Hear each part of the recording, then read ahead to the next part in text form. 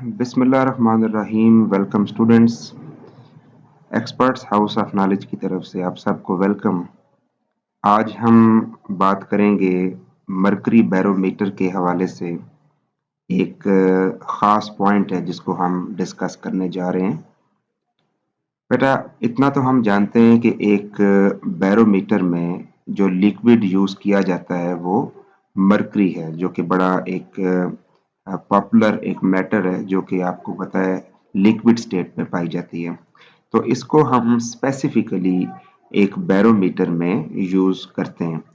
लेकिन आज हमने बेसिकली इस पॉइंट पे बात करनी है कि क्या मरकरी की जगह वाटर भी सूटेबल है किसी बैरोमीटर में यूज करने के लिए, कि क्या हम मरकरी की जगह अगर वाटर को रिप्लेस कर दें बैरोमीटर में तो हमारे रिजल्ट सेम आएंगे, उन पे कोई फर्क पड़ेगा, क्या वो सूटेबल होगा, फंक्शनल होगा या नहीं।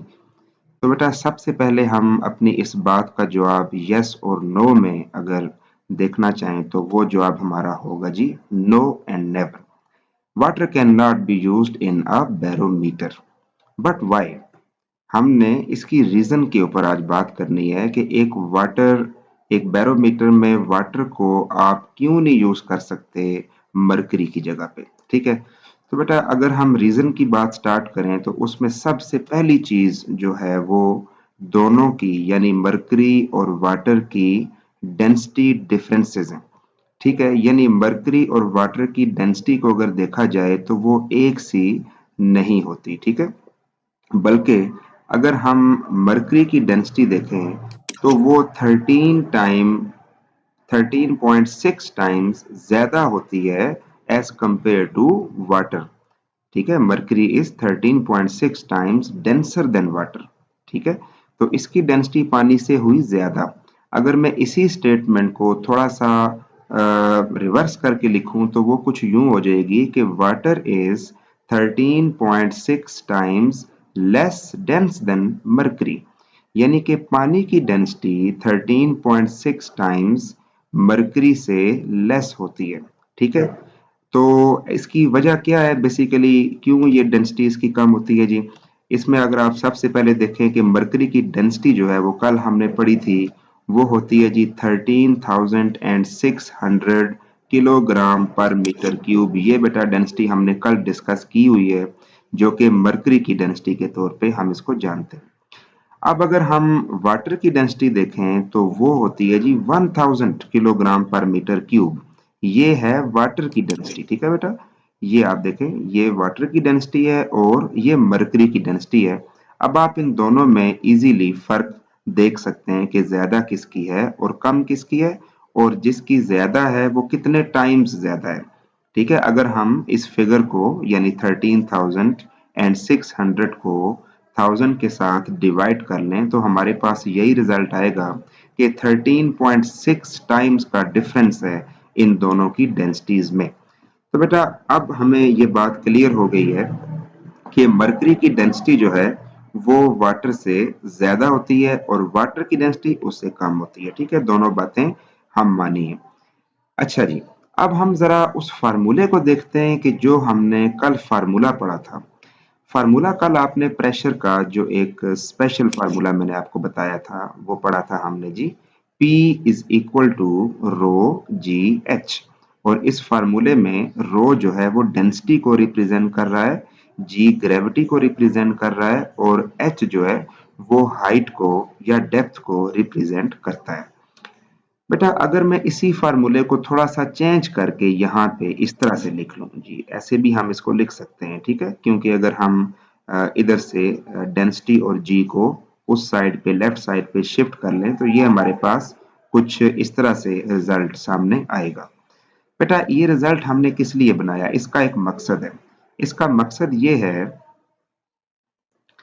कि अगर हम हाइट और डेंसिटी को आपस में रिलेट करें तो पता ये चलेगा कि ये दोनों इनवर्स प्रोपोर्शन हैं, यानी वो मटेरियल जिसकी डेंसिटी कम होगी मरकरी कॉलम में उसकी हाइट ज्यादा होगी।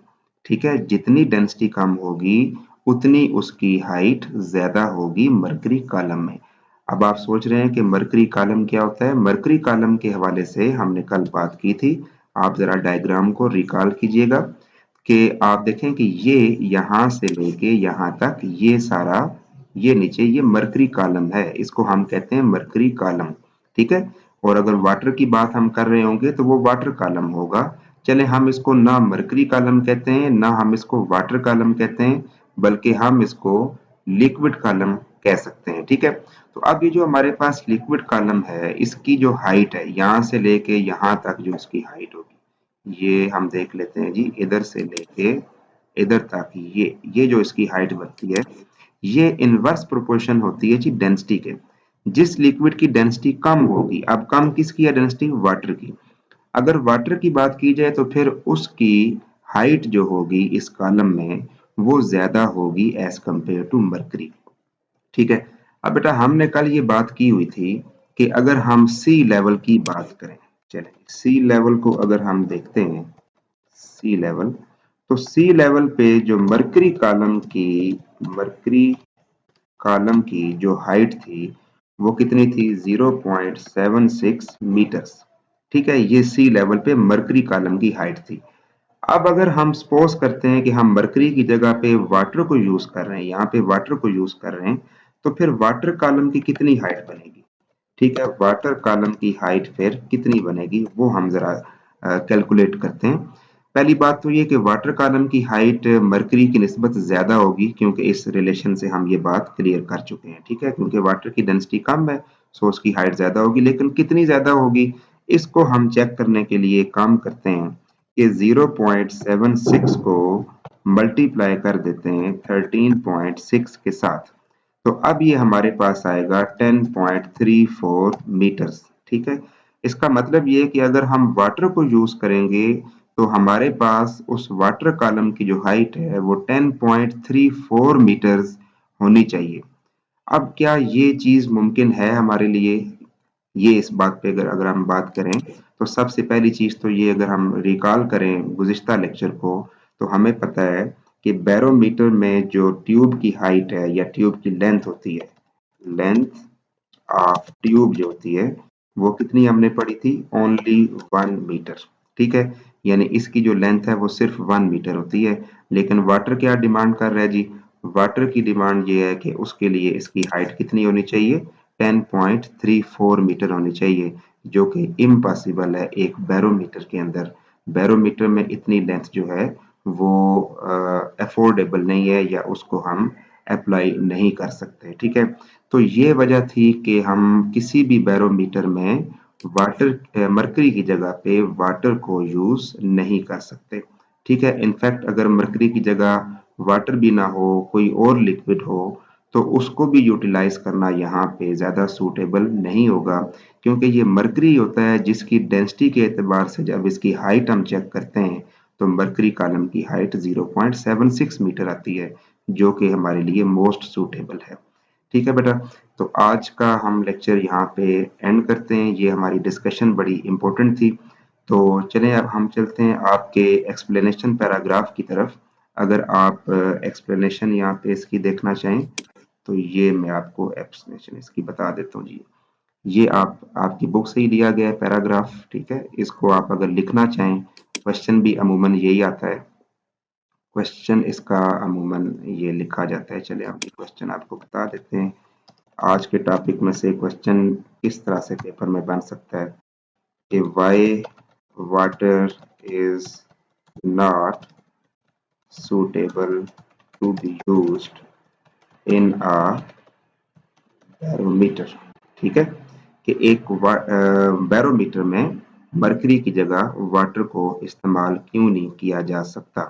तो इसकी रीजन फिर क्या होगी जी? रीजन आपके पास ये मौजूद है जी। ठीक है।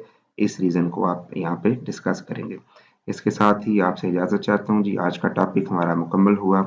Thank you so much. Allah Hafiz.